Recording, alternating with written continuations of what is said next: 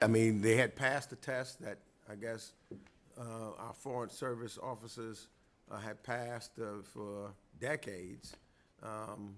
So what was the reason why they had to be retested when they had passed and qualified? I don't really understand that one. Welcome back to Freedom Forge. If you believe in strong leadership, accountability, and telling the truth about what's really happening in Washington, go ahead and hit that like button and subscribe right now, because what we're breaking down today is something the mainstream media will barely touch.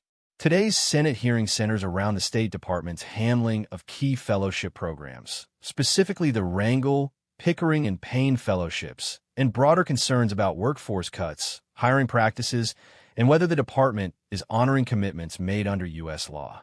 These programs were designed to recruit and retain talented Americans into the Foreign Service, and they've had bipartisan support for years. But now, serious questions are being raised about how they're being managed, whether participants are being treated fairly, and whether the system is becoming less effective at a time when America needs strong diplomatic leadership more than ever. I've long supported the Rangel, Pickering, and Payne fellowships, which for years have helped recruit and retain talented Americans, particularly from historically underrepresented communities, into the State Department's workforce.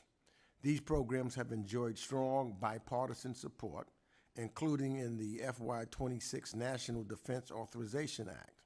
And I have my December 2005 letter that I'd like to enter into the record. Without objection. Now, I got to tell you, I'm deeply concerned by the department's recent handling of these fellowships. The department dismissed the staff who administered these programs and required fellows to retake the Foreign Service Officers tests despite them already passing it, and altered the terms of the contracts that had already been offered to the participants.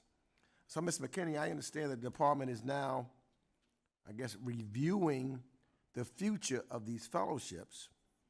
Now, you know that these fellowships were created and established in law, correct? This is law that we have, is established. So, what exactly is being reviewed, and when will that review be completed? Thank you, Ranking Member, for your question.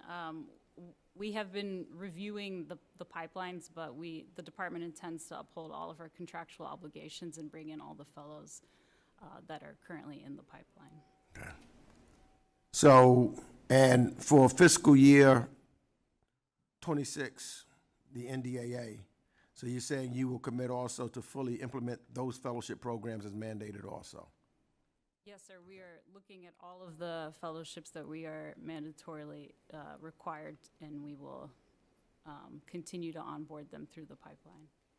All right. So what's the timeline for them to be into the foreign service classes that they have been accepted into, you know? I can tell you that we had approximately 30 onboarded in the September and January class. We're expecting, I think, over 25 coming up in our April class, and we will continue to incorporate them in the future orientation classes.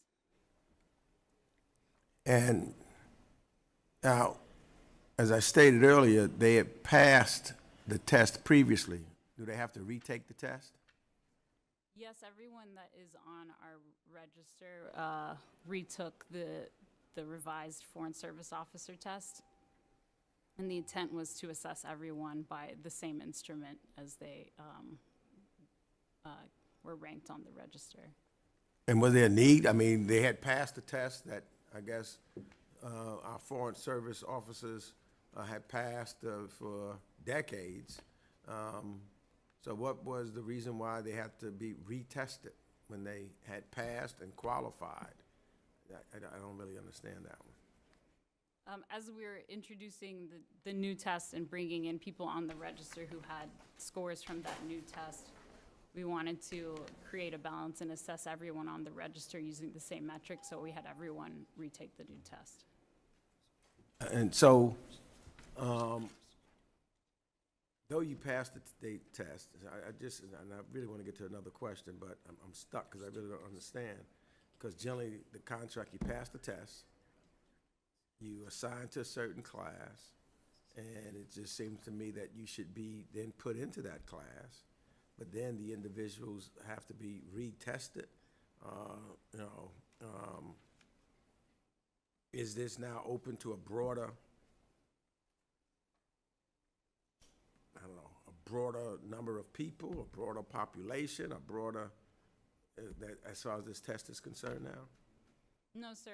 The way we order people on the register to be pulled into orientation classes based off of their score from their test. So allowing them to retake the test gave them the chance to move either up. So let me just ask this then. This committee has repeatedly requested for information on how last year's reduction in force was conducted and the department's assessment of the expertise lost at taxpayer expense.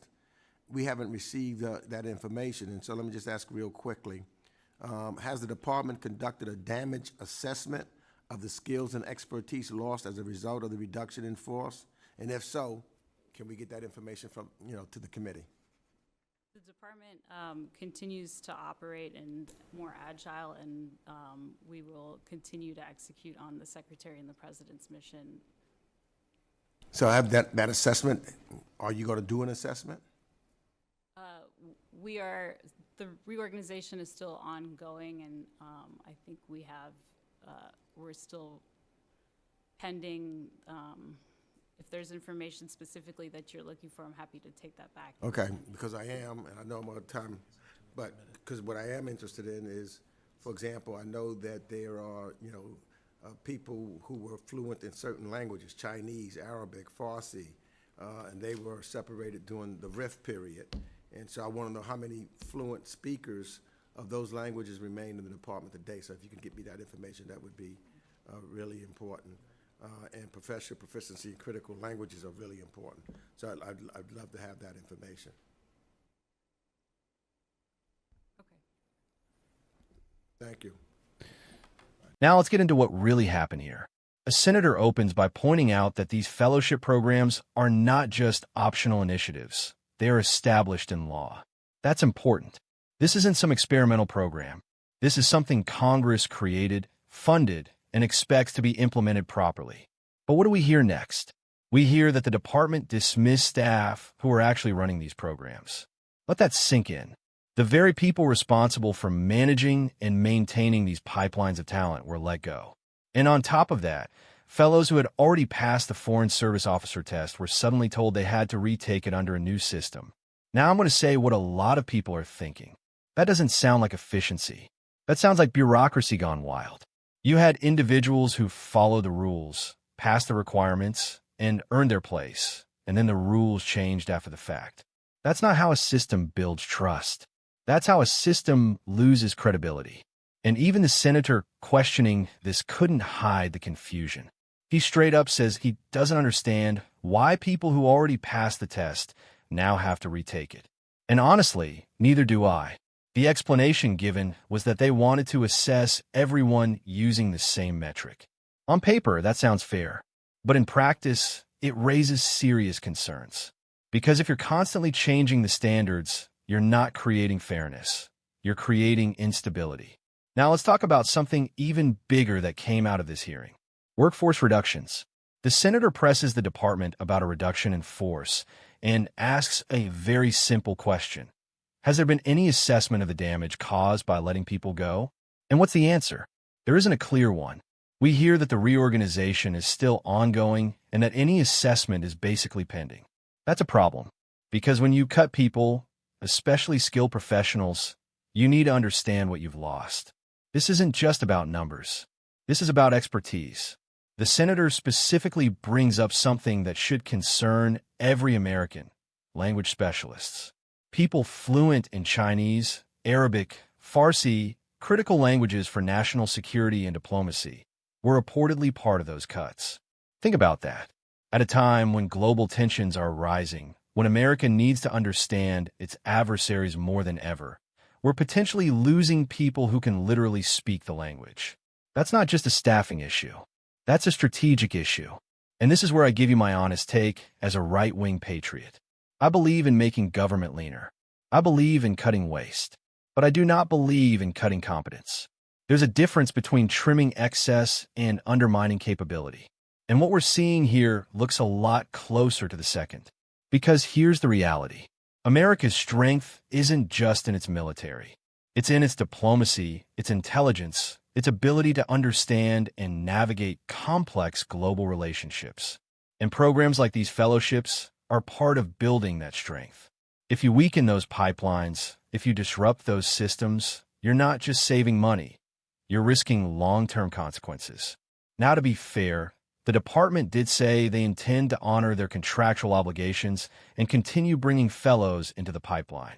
That's good. That's the bare minimum. But the bigger question is whether the system itself is being handled in a way that's consistent, fair, and effective. Because right now, it doesn't look that way.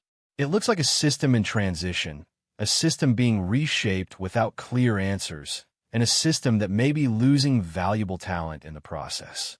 And that should concern everyone, regardless of political party. Because at the end of the day, this isn't about left versus right. This is about whether the United States is building a strong, capable foreign service, or weakening it through confusion, inconsistency, and poor planning. That's what this hearing exposed, and that's why it matters. If you want more breakdowns like this, where we cut through the politics and get to the real issues, make sure you like this video and subscribe to Freedom Forge. Stay informed, stay sharp, stay free.